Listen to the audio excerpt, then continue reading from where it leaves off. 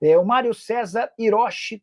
Nicola, boa noite. E o Grego, alguma novidade no São Paulo? Mário, a negociação com o Grego continua, ela segue acontecendo. Só queria reforçar uma informação que eu já havia trazido, coisa de umas 3 semanas. O Fundo Galápagos, que no mês de março havia procurado o São Paulo para tentar entender as condições de uma eventual parceria como a do Marinacci, melhorou a sua proposta para o São Paulo, tá? Não dá para dizer que a Galápagos igualou a oferta ou que virou favorita nessa disputa com o Evangelos Marinacci, mas dá para dizer que a Galápagos, essa informação nem contém vídeo ainda, que o Fundo Galápagos hoje apresenta uma oferta melhor do que aquela inicial e que se aproxima dessa negociação com o Marinacci. O Marinacci ainda é o favorito, é aquele com quem o São Paulo está mais perto de fechar acordo, mas diante da demora para esse acordo, há essa possibilidade de Galápagos, tá bom? Não tem os nomes dos laterais que o São Paulo está sondando, os que o São Paulo sondou a gente já sabe. Carabalí não houve acordo financeiro. Eu ia falar o nome do peruano, mas me fugiu o nome do cara, que joga no Boca Juniors, eu gosto, eu acho um bom lateral. Quer ver? Deixa eu pôr aqui no meu arquivo. Carabalí, tem o Advíncula, era o nome que eu estava tentando lembrar, Fabrício Bustos Carabalí.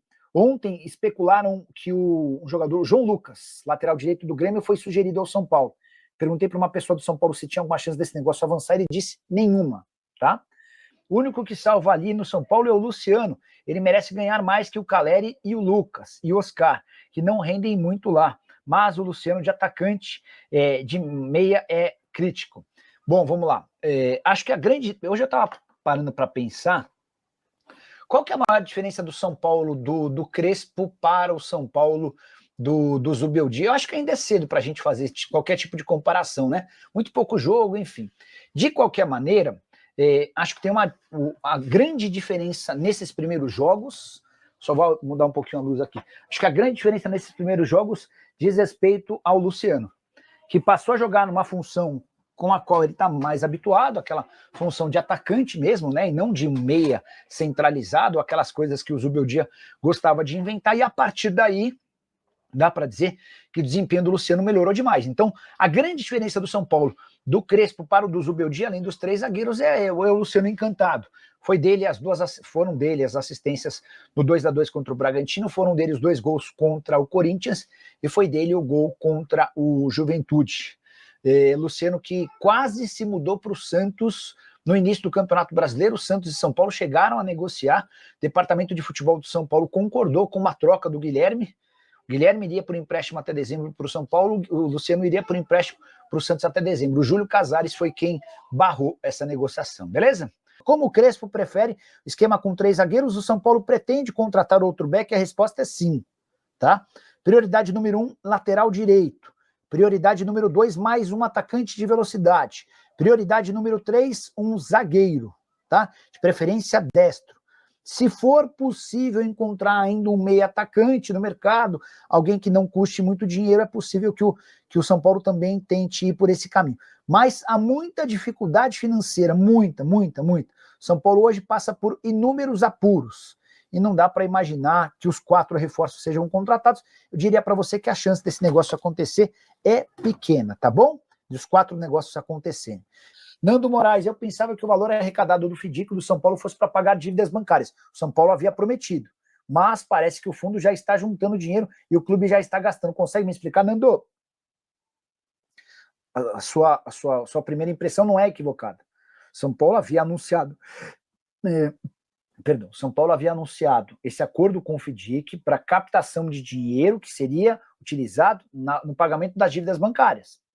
Mas a verdade é que boa parte da grana que já entrou foi utilizada no próprio caixa para cumprir compromissos já firmados, tá bom? Hora de falar sobre o São Paulo e a busca por um lateral direito, prioridade absoluta imposta por Hernan Crespo. São Paulo já conversou com o Carabalí 2 vezes, Bustos, Advíncula, entre outros. Durante a live desse domingo me perguntaram se Javier Manquillo, espanhol de 31 anos de idade, livre no mercado, não poderia ser uma boa opção para o São Paulo.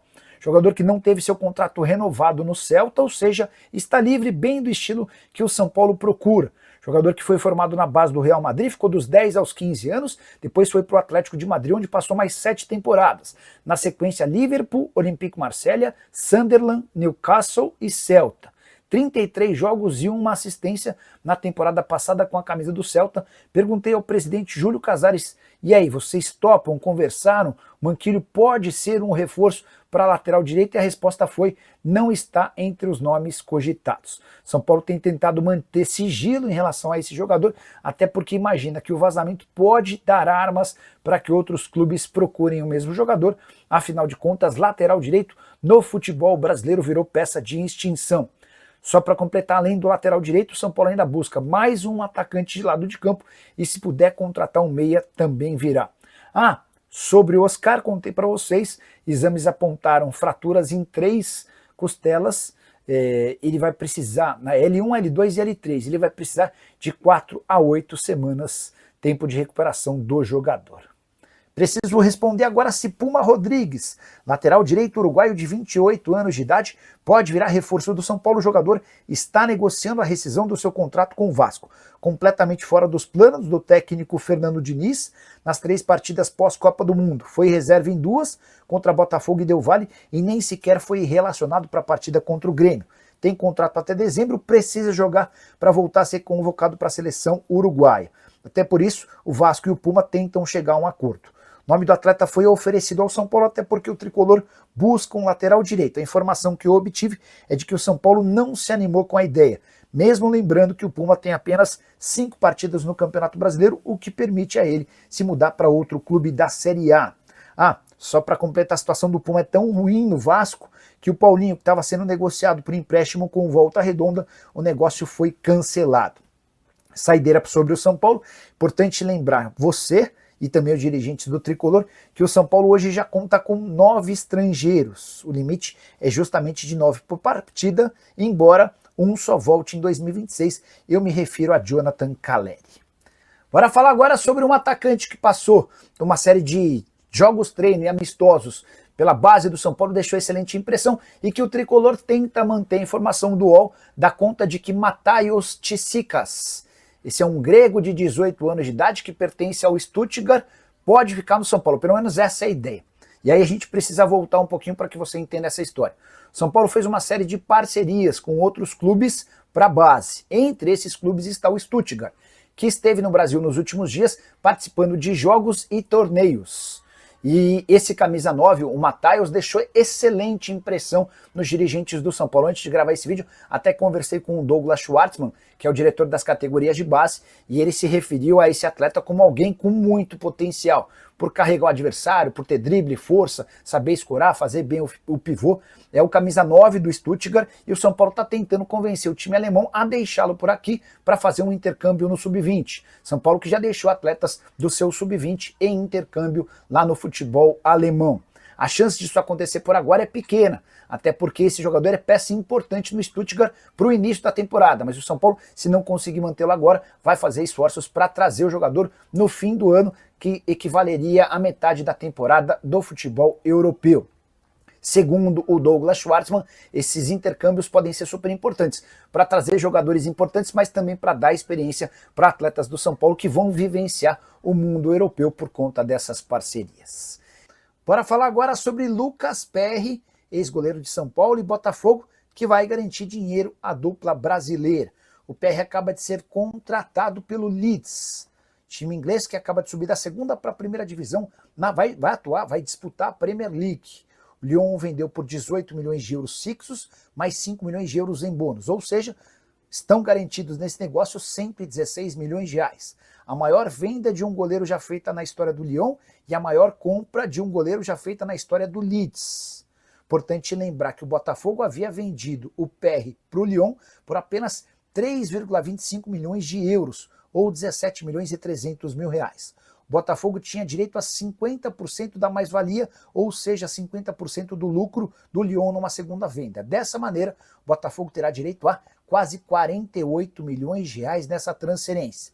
Já o São Paulo, como clube formador, vai ter direito a 3 milhões e 800 mil reais.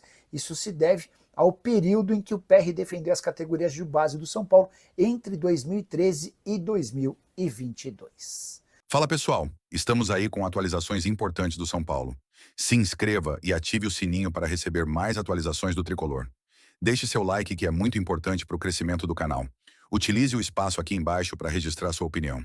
Ficamos por aqui com mais esse giro de notícias. Um abraço e até o próximo vídeo.